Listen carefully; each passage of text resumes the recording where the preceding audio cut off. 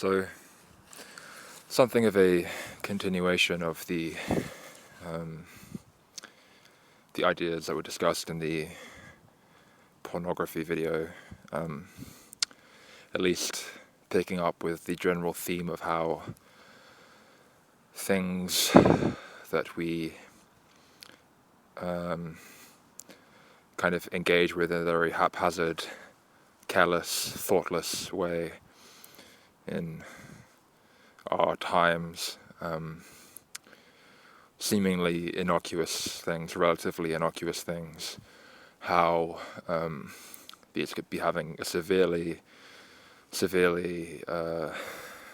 detrimental effect via the way of the subconscious, what they are, how they could be conditioning one's behavior, and furthermore how they could be having something of a corrosive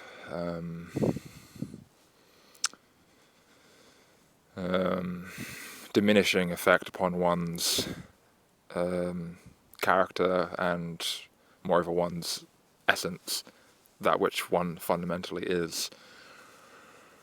So there are, as far as I could tell going into this, there are two things that I'm thinking of to address in this regard. The first was just generally, in most similar of the two things I've discussed to the previous ideas with the pornography topic, is just generally how violent media of all kinds, whether it's via the written word or through video games or film, television, etc., how violence is depicted in that way is most probably severely detrimental to one's well-being. And this, unlike the more speculative propositions that I laid out in the pornography video, one can, in this topic, experience directly how it relates to one. That is, if one conducts the hypothetical experiment of withdrawing their participation, their engagement with with this more so violent media that depicts violence, and then were to see the contrast between engaging and not engaging. And so my main sort of argument for this being a severely detrimental thing, I would say, is the fact, or the idea, say, that the brain really is unable to distinguish between what is occurring directly to one and what one is just simply observing, like a fictional dramatic portrayal of. And it creates this very distorted view of the environment that one is directly immersed within. So, say one is engaging with a great amount of this violent media, or even just a little bit, right? What that's communicating to the brain through the subconscious, right, is that one is living in an environment where such and such a thing has actually occurred to, someone very nearby, right? And the more of this one sees, the worse this is going to become, more pronounced this effect is going to be, and one could feel that they're living in a very dangerous environment. While meanwhile, they could be living in an incredibly safe, hospitable, tranquil place. This is sort of what you may be familiar with the famous Bill Hicks jokes, where he's talking about how there's all this crazy shit that's depicted on the American news, right, the US news, and then one can get into this very paranoid, sort of schizophrenic state. But if they were to just simply switch the news off and open their window and listen outside, all they hear is the sound of crickets, right? And yeah, sure, of course we all know that, you know, he's not simply saying that like everywhere is like that, like everything is safe, perfectly safe.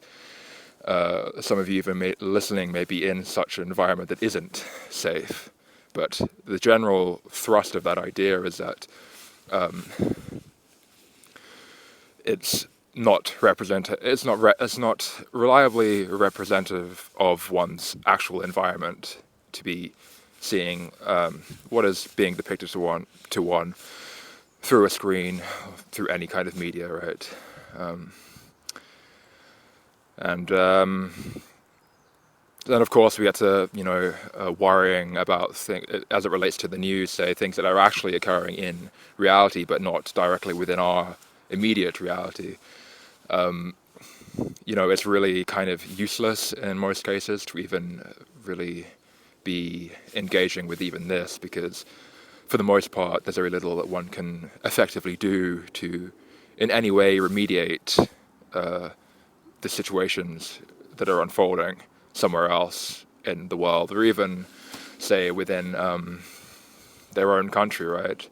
There's very little that one can do outside of one's own sphere, usually very small sphere of influence. And how one, of course, addresses that is by, for the most part, doing kind of internal work on oneself. Because as I said in previous videos, generally if reality is fractal in nature, problems that are occurring to one are reflective of the problems that are occurring in the broader reality. So even if one is sort of perturbed by something that's occurring on the other side of the world, right, and they want to do something about it, rather than, directly scheming about how they could potentially boots on the ground style be doing something, right, or influencing or supporting politicians say who say they're going to do such and such thing to remediate that situation there. Rather than focusing on that, the emphasis should be on focusing on what is most readily at hand within themselves that is problematic, and resolve that.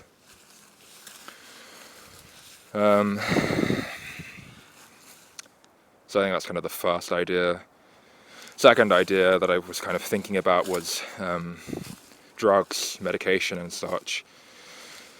The issue with same thing basically, just in a very cavalier attitude, engaging with these things without necessarily being aware of what could very well be being engaged with. And this is a little bit more esoteric, so more in line with the pornography video. But again, I would say that one could run the experiment of withdrawing their participation with, in this case, substances, and contrasting it with the times wherein they were engaging with these substances, and see, how the difference is for themselves. And my main sort of speculative proposition, say, in as it relates to this topic, is how these drugs, substances, whether they're illegal, legal,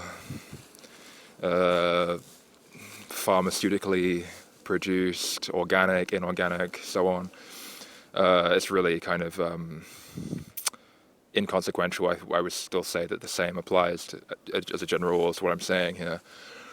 And basically that is that these substances are basically the vessels of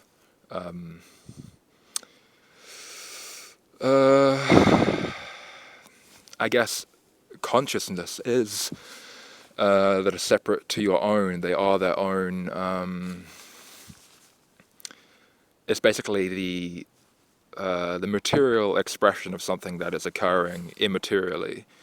The drugs, that is. and the consumption of them is we taking them into ourselves. We're basically hosting these foreign consciousnesses that are, for the most part, going to be, I'm saying, parasitic and antagonistic in nature. They're acting out of their own interest rather than seeking to kind of engage symbiotically with you, the host. And basically addiction, right, would be in this line of thinking, basically just sort of the materialized expression that we can perceive within this limited band of frequency that we perceive. It is the expression of them wishing, the mechanism by which they ensure their survival, that they ensure the perpetuation of them being able to use you as a vessel to exact their will in this reality. And without the host, they're essentially powerless. They're just merely existing within the realm of potentiality. And I'm sure, like, you have the experience of engaging with substances, whether it's, something as seemingly innocuous as caffeine, right? The most consumed psychoactive substance in the world, as I understand it. One can see how their behavior is different, different, right? It's noticeably different with and without the drug. And what I'm saying is that that difference that is presenting itself within one is not a manifestation of one. It's something that's riding on the back of one. And that is what is being experienced as the caffeine high, that little lift. That's something foreign to you. It's the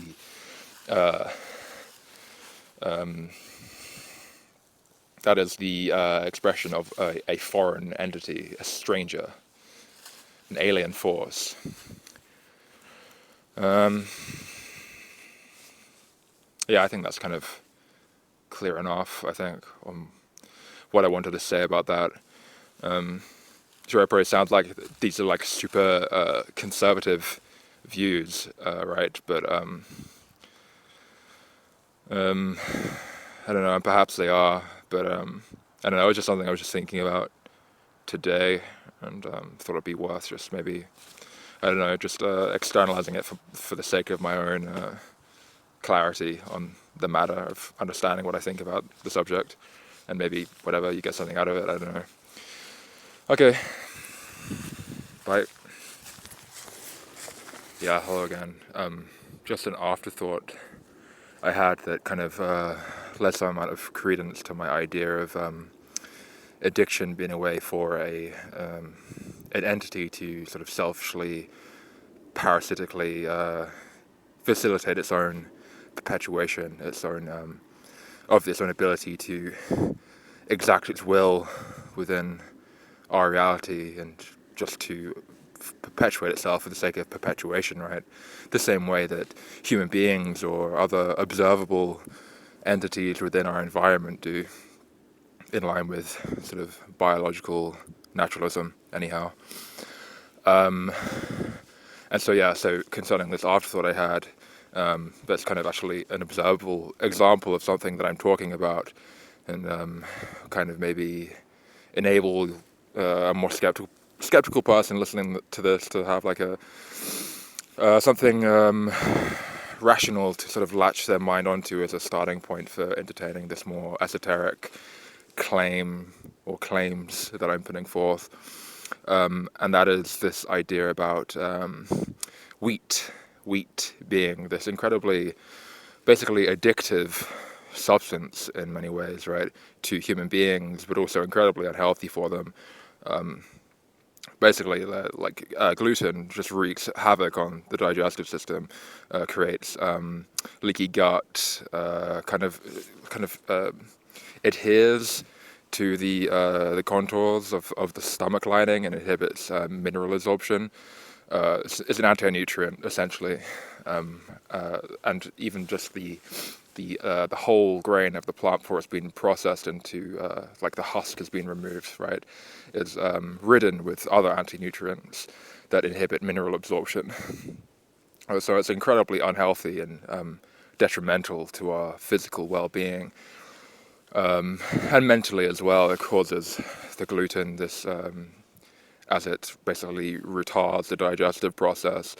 Well, there's a link between basically gut health and brain health. The majority of serotonin is produced in the gut, so there's this knock-on effect if there's dysregulated digestion and a basically gut dysbiosis, and the one's psychology is also negatively impacted as a result of that. One will be susceptible to brain fog, depression, anxiety, just myriad mood disorders and cognitive problems. But anyone that's tried to, even people who have stumbled across this information, trying to remove this from their diet after becoming privy to this information, seeing that it's going to negatively impact them, and even from having initially run some kind of experiment of removing it, having experienced some positive benefits as a result, will probably still, in all likelihood, in many cases, return to consuming wheat-based products, because they will find that there's an addictive quality to this food. And so if you kind of extrapolate this idea of it being addictive, and basically our consumption of it, continued consumption of this, is perpetuating the knock-on effect of that, is perpetuating the existence of this plant, this entity. So one could hypothesize, right, that there's this intentionality that's intrinsic to the makeup of the plant itself, to the organism, that is directing this process, right? As wheat has become from being just a simple grass, just a sort of immersed within the environment, part of the ecosystem, like everything else, has over the course of human cultivation become this sort of monoculture that dominates the environment, to the detriment of the environment itself. It's an incredibly, basically, parasitic plant, and you can see it in potentially using as human beings as a host for this process of dominating the environment, of perpetuating itself. But yeah, that's just an example that one can observe of this idea of addiction and so on and so forth. Okay.